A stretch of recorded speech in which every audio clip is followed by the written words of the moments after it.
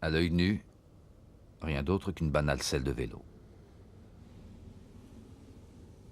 La tige qui la soutient est d'un alliage composé essentiellement d'aluminium, l'un des éléments les plus abondants de la croûte terrestre.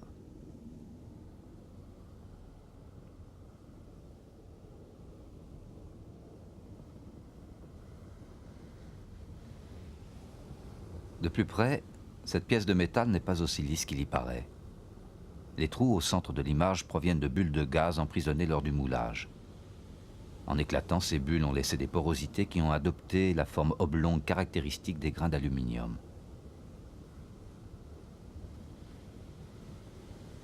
C'est d'ailleurs l'assemblage de ces grains allongés qui donne à la surface cet aspect rugueux. À l'intérieur d'une porosité, on distingue l'extrémité de deux de ces grains, ces sortes de monticules dont nous nous rapprochons. Les stries à la surface de l'objet sont dues au polissage. De simples rayures, grossies 1500 fois.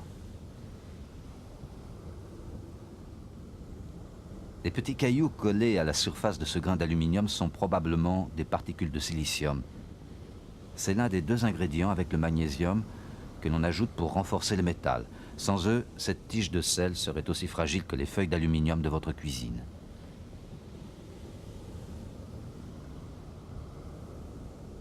Plus près encore, un relief contrasté en noir et blanc apparaît.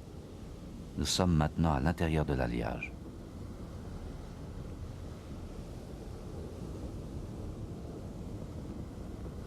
En blanc, de l'aluminium pur. En noir, un mélange, indiscernable, de défauts dans la matière et de précipités de magnésium et de silicium. Ces derniers font l'objet de nombreuses recherches.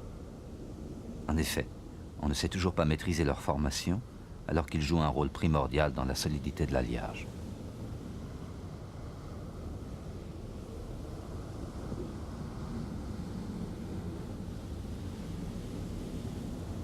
On découvre enfin la structure atomique de l'aluminium.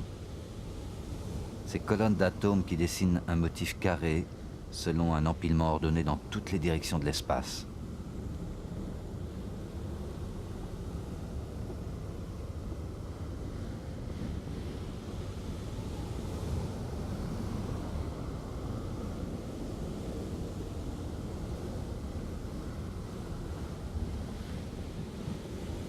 Au-delà, plus rien de visible pour le moment.